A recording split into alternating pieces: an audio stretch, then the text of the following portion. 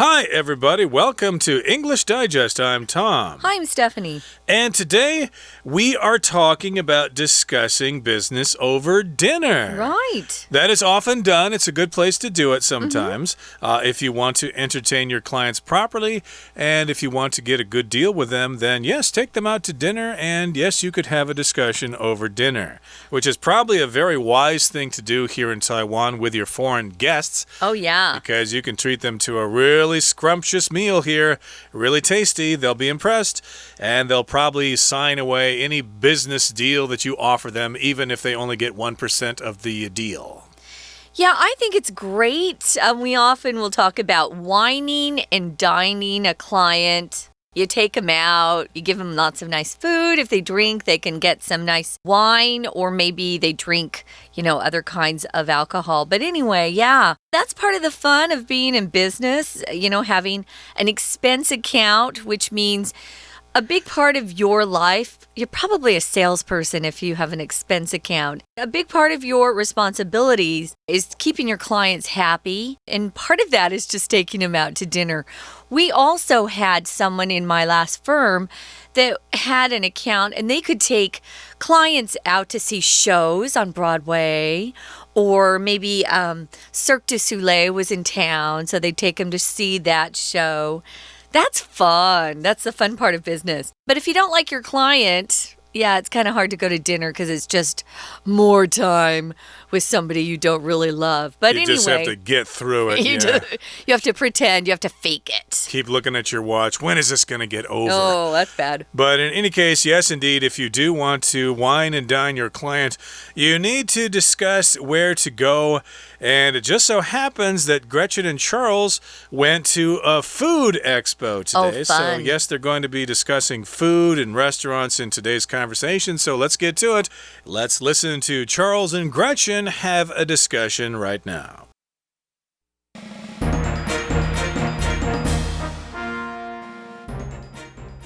Gretchen and Charles are departing from the World Food Expo. I think that was a worthwhile visit, don't you? Yes, a lot of products and brands showed great potential at the expo this year. Which ones caught your eye the most? I'm particularly curious about the Peruvian snack food manufacturer. The owner seemed very keen, and I got their contact details. What do you say we set up a dinner appointment with them to negotiate a contract? I'm with you there. We should book a table at one of the Michelin-starred restaurants in town. How about Angelo's? I normally love Angelo's, but I think it's a bit too loud and boisterous for a serious negotiation. We need to be able to hear each other with clarity. Fair point. Then I think Plate is a more appropriate option. It's a bit quieter, but still has a comfortable atmosphere. That it does. Let's book a table at Plate then. The vendors implied that they're free after the exhibition hall closes tomorrow and the next day. Shall we suggest 6:30 p.m. tomorrow? The hall doesn't close until 6 p.m. and they need time to pack up and get to the restaurant. Let's make it 7:30 p.m. instead. We can seat ourselves ahead of them and coordinate our bid. I'll draft an email to invite them at that time then. Let's hope for the best. Okay, let's get to it. Let's discuss the contents of our lesson for today. It's all about dinner and a deal. You're going to have dinner and you're going to make a deal. And yes, indeed, before you do that, you need to make business dinner plans. You can have regular dinner if you're on a dinner date with somebody that you kind of like, that you're kind of sweet on. That would be different. This is actually a business dinner in which people are getting specifically together in order to eat and discuss business. Sometimes they won't discuss business too much. This particular lesson here, they're actually going to negotiate a contract over dinner. But sometimes you just take your client to dinner to get to know them better and build up a better relationship with them. Depends on what your goals are. Here, they're actually going to try to get a contract negotiated while they eat. So they're going to be needing a particular kind of restaurant to do that. Now, if any of you have been to an expo, especially something called the World Food Expo, it's an exposition where you go in and there are a lot of different vendors who set up booths and they're trying to show off whatever products they produce, and they hopefully get some people interested in their products that when the expo ends, they can contact these people and start doing business with them. It's kind of fun to go to expos. I've been to several over the years, and they're huge, and your feet get tired because you're walking around a lot, or if you're in a booth, your feet get really tired because you're just standing there trying to encourage people to come in and talk to you so you can do business. But a World Food Expo might be fun. There might be samples of the food that they offer, that they're willing to give people who go. You usually have to pay a fee to get into these expos, though. Yeah, and sometimes they're open, sometimes they're not. Sometimes they're only offered for people directly related to the business. Yeah, you're in the industry, right? You have to be in the industry. You have to have credentials. You have to have an ID card and stuff like that. But sometimes they open it up to the public on, say, the last 2 days or something like that. But in any case here, Gretchen and Charles are departing from the World Food Expo. They've just attended the expo and they're leaving. Gretchen begins the conversation. I think that was a worthwhile visit, don't you? This is a tag question. She says something, she makes a statement, and then she adds a tag question at the end of it to ask the question to the other person. I think it was worthwhile, don't you? Don't you think so too? Yeah, if it's worthwhile, you haven't wasted your time. You've done something that's going to pay off in the end. Maybe not financially, but it was worth doing because of maybe the results that you expect to have in the future. Going to school, going to college can be worthwhile depending on the degree you get. A lot of places expect you to have a bachelor's degree before they hire you. Some don't. There are a lot of jobs you can get nowadays where you don't need a 4-year degree, and it pays very well, so you might want to look into that. Worthwhile. Sometimes practicing the piano can be worthwhile if in the end you develop, a proficiency or the ability to play at a certain level. Then it's worthwhile because practicing isn't fun, but there's a payoff at the end, hopefully. Right, and I should mention here that sometimes we phrase this a little differently. Sometimes we'll say, I think that was worth it, don't you? To be worth something, to be worth it. In other words, it was worth our time to visit that expo. So yes, I think it was worth it.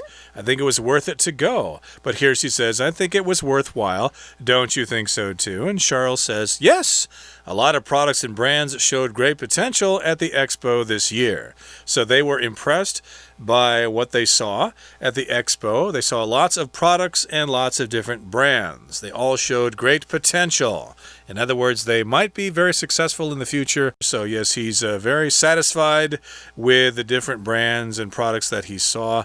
But now he wants to know specifically what Gretchen saw that caught her eye. So yes, which ones caught your eye the most? Which products and brands made you pay the most attention? One of the funniest English mistakes that I've run into in Taiwan is someone actually used the phrase, did it catch your eyeball? Ooh, where'd you get that? Why would somebody say that? Oh, so funny. That just is like a horror movie. Catch your eye. And it's not both eyes, guys. You can't catch your eyes. It's just singular. Did something catch your eye? So be careful with that. Please never say eyeball. Maybe they're thinking catch the ball like in baseball or something. But it made me laugh out loud. It was so awful. So anyway, Gretchen says she's particularly curious about the Peruvian snack food manufacturer. Peruvian is the adjective form for the country of Peru.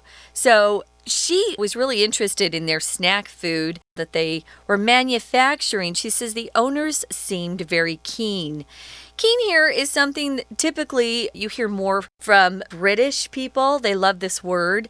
If they're keen on something, they're very enthusiastic about it. They love it a lot. You might be keen on soccer or keen on photography, meaning you really like it. She said the owners seem very keen or interested or enthusiastic.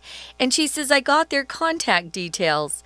That's one of the things that happens at these expos. You walk around visiting booths and you pick up everybody's business card. You exchange contact details so that once the expo ends, you can get in touch with them. She says, what do you say we set up a dinner appointment with them to negotiate a contract? Sounds like they're very interested and they want to get something done immediately. So she's asking her coworker, Charles, if he feels like they should set up a dinner appointment with the Peruvian snack food manufacturer and try to negotiate a contract. If you negotiate something, it means two sides or more are getting together and they're kind of working out a contract. Some people will give a little and they'll ask for a little more from the other side, or both sides usually compromise a bit to come up with a contract they're both happy with. And that's when you hear this phrase, it's a win-win. If it's a win-win for both sides walk away and feel like they got a good deal. If it's a win-lose, one side feels like they didn't get such a great deal and they're not happy. Yeah, they'll feel resentful and they'll want revenge on you. Maybe. And they'll try to figure out where you live and things like that. So I did want to say here also that when you want someone's opinion about something or when you want them to agree to your suggestion, you say, hey, what do you say? It doesn't mean like, please tell me something. It just means, hey, what do you think of this? Like, 你觉得怎么样? What do you say we set up a dinner appointment? Do you think that's a good idea? And then we can negotiate a contract. Charles says, I'm with you there. In other words, I agree with you. I think that's a good suggestion. I totally support your idea there. We should book a table at one of the Michelin-starred restaurants in town. Yes, we're not going to go to any run-of-the-mill restaurant. These are special clients, and we want them to know that we value their business. We value their relationship with us. So we're going to get a reservation. We're going to book a table at a Michelin-starred restaurant. I think they have between 1 and 3 stars, right? Yeah, and if they're Michelin-starred, they're very expensive, and they serve you little tiny plates of food. I'm not into Michelin-starred restaurants. I'd rather someone take me to a burger joint or maybe go eat some Korean or Japanese barbecue. That would be a treat for me. But it's kind of a big deal. It's hard to get a table at a Michelin-starred restaurant. And Charles has an idea. His suggestion is Angelo's, and Gretchen says, yeah, I normally love Angelo's. But it's a bit too loud and boisterous. Boisterous just means a lot of people are laughing. There's a lot of sound going on. It's not a quiet kind of sedate place. It's very lively. And it's too loud for serious negotiation. They probably couldn't hear each other. So she says we need to be able to hear each other with clarity. Clarity just means clearly. So she could have said, we need to be able to hear each other clearly. So clarity here is a noun, to hear something or hear someone with clarity. Yeah, it's important. We're negotiating a contract here, so yeah, we can't go to a loud and obnoxious restaurant, even though it could be a lot of fun and we could hear some music on their jukebox, or maybe there's a live band, but that's not the appropriate place for what they need to do. So Charles says, yes, that's a fair point, good point, I agree with you. We need to talk to each other with clarity. Then I think plate is a more appropriate option. Appropriate here just means suitable for the situation. And this is kind of an unusual name for a restaurant. It's a real name, yeah. Oh, it is, a plate. Is there a cup restaurant somewhere? No. Or a fork restaurant? No. I don't know, but in any case, this restaurant is called Plate. Yeah. And he thinks it's a more appropriate option. So again, it's more suitable for what we need to do. Yeah, it's a bit quieter, has a comfortable atmosphere. And to be honest, most Michelin-starred restaurants are very quiet. So it's unusual to see that this one would be noisy. So Gretchen says, yeah, that it does. It's a bit quieter, has a comfortable atmosphere. She's just agreeing. She goes, that it does. These are short phrases that we'll use quite often, so you might want to do some practice on some of these responses because they're quite casual and we use them a lot. So she says, let's book a table at Plate then. The vendors implied that they're free after the exhibition hall closes tomorrow and the next day. So the Peruvian snack food manufacturer is being referred to as the vendors that they're trying to invite out to dinner. If you apply something, you give someone the feeling that you have a certain meaning, although you might not state it directly. So, yeah, they implied that they're free after the exhibition hall closes tomorrow. During the conversation, they must have said something like, yeah, I think we're free later on in the evening. So they imply something. If you don't want to say something directly, you can kind of give hints by implying in an indirect way what you mean. So she thinks they should suggest 6:30 p.m. for dinner. It sounds like a good dinner time, but actually Charles doesn't agree with this. Yeah, that might be cutting it close. Charles says the hall doesn't close until 6 p.m. and they need time to pack up and get to the restaurant. So indeed, just giving them 30 minutes to close shop at the exposition and then rush over to the restaurant, that's probably too rushed there. It's too much of a hurry. So he says, let's make it 7:30 p.m. instead. We'll give them a little bit more time to pack up their stuff and to arrange transportation to the restaurant. They won't feel so rushed if they wait a little longer. And Charles says we can seat ourselves ahead of them and coordinate our bid. So Charles and Gretchen can get to the restaurant first, and then they can coordinate their bid. In other words, they need to basically agree with their bid, how much they're going to offer these vendors, their clients here, so that they're, speaking the same language, okay? So one doesn't say one thing and the other one says something else. They're going to know exactly what they're going to say. Yeah, you don't want to contradict or say the opposite of a coworker. It looks bad. So, yeah, they want to coordinate their bid so they'll be on the same page. That's a typical business expression. Yeah, we got to talk this out because we're not on the same page, or we need to get on the same page before we meet with the vendors. Gretchen says she's going to draft an email to invite them at that time then. If you draft something, you just write up a rough version of something. Here, she actually is probably just going to type out an email. I'll draft an email.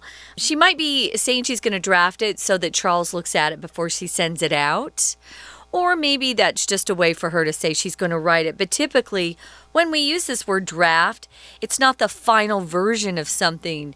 When we write papers for school, for example, research papers, we always do a draft first and then we finalize it at the end. If you write a script for a movie, a screenplay, you might write a rough draft. We'll often use that adjective rough draft first and then finalize it later. And then maybe she'll let Charles take a look at the email before she actually sends it to them.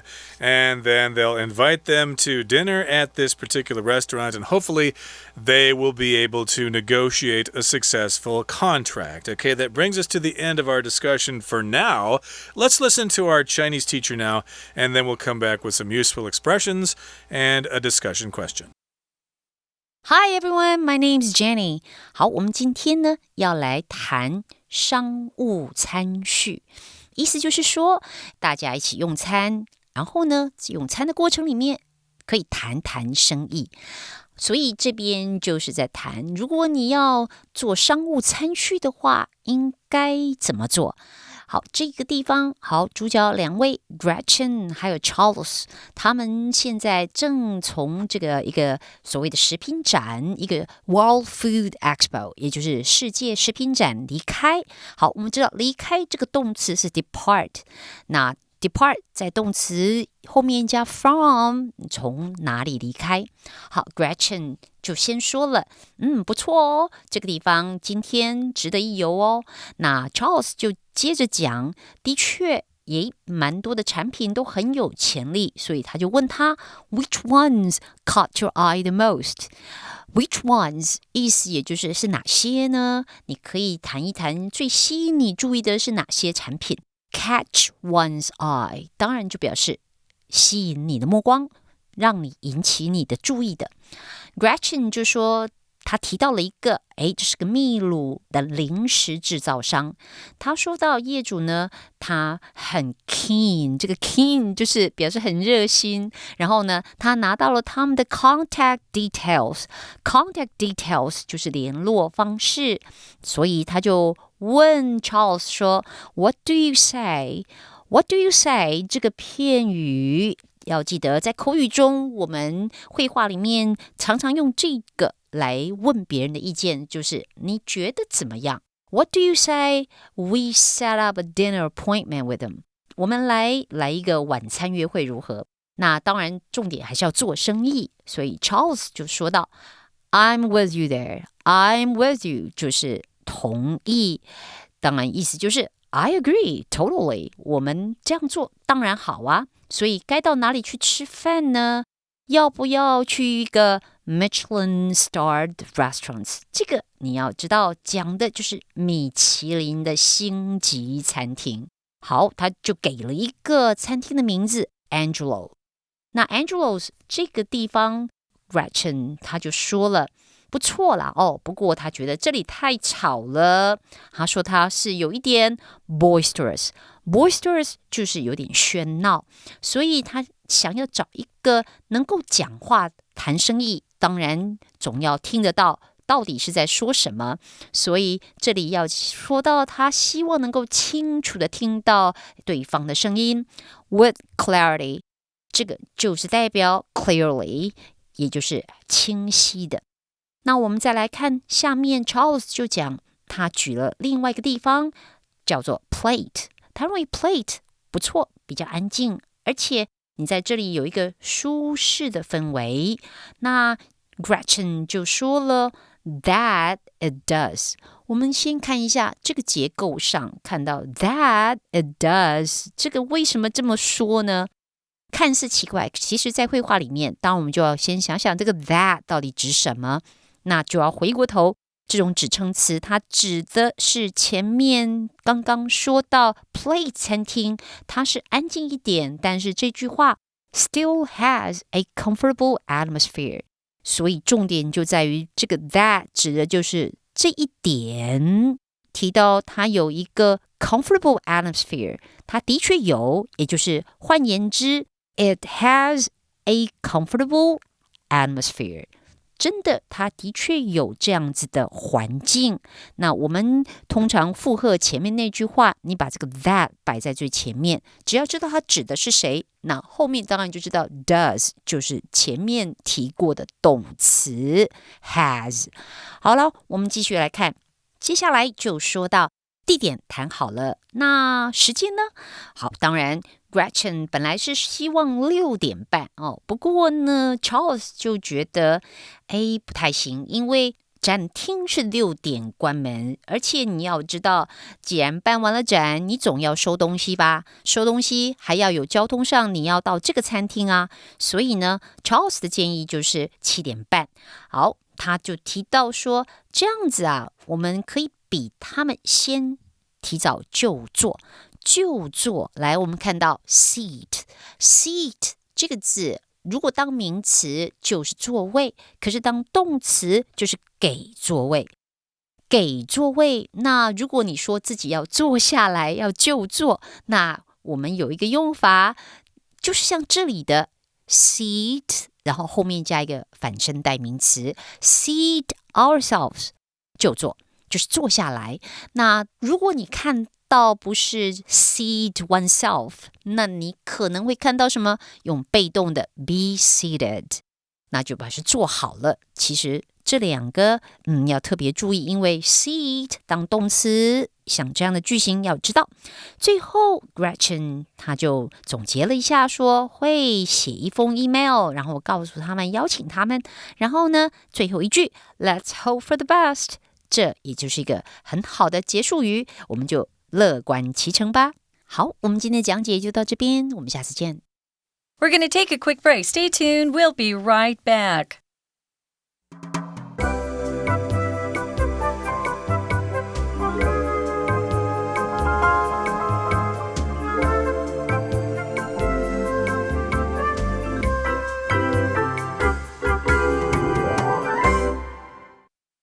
Okay, as promised, we've got some useful expressions here. So, again, if you make a suggestion and someone else agrees with that, you need to figure out a way to express agreement. So, here's the first way. You make a good point. We should pay the bill, but not be too showy about it. So, yes, you make a good point. Also, sometimes we say, ooh, you have a point, or that's a good point. If you're showy, you're kind of a show-off, right? You're doing something that gets other people looking at what you do. You think you're pretty cool and you're too showy. That's not a good way to be. Americans are probably more showy than Taiwanese folks. But, yeah, you don't want to be too showy, especially about how much the bill is if you're treating others to dinner. Number 2, I'm glad to see we're on the same page about what our budget should be. This is the phrase that I just brought up.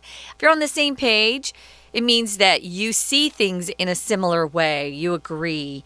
And number 3, you read my mind. Tom, you read my mind. Oh, boy. Well, how does that happen? You can read minds? Yeah, I'm clairvoyant, you might say. I can read minds. But yes, you read my mind. Basically, you said exactly what I'm thinking. It's probably a coincidence. Right. You probably didn't really read their mind, but that's what I was going to suggest, or that was exactly what I was going to suggest. So we're all on the same page here. We've made a good point, and hopefully you're reading our minds. Now, here's our discussion question for today. What kind of businesses or individuals might you like to collaborate with in the future? Well, I can talk about a collaboration that I actually tried a couple of years ago with a friend here in Taiwan. We wanted to go into the import-export business, dealing with China and antiques, old finds that we had there. One of us, it would have been probably me for the most part. I would be responsible for making sure we had people in the U.S. who wanted to buy some of these items that we found. And then my friend, who obviously is fluent in Chinese, she would be busy negotiating with the Chinese people that we would be buying from. So, yeah, she got a little busy and I got a little busy, and so our plans dropped. But yeah, it's fun just to come up with a business plan, an idea, and see if you can make it work. Yeah, well, for me, I'm interested in gardening, so I would like to negotiate with individuals who sell gardening supplies, like lawnmowers and hedge clippers and pruning tools and flower pots and stuff like that. I think that would be a lot of fun. And hopefully you all had a lot of fun on our program today, so make sure you join us again next time when we continue to talk about dinner and a deal. From all of us here at English Digest, I'm Tom. I'm Stephanie. See Goodbye. ya.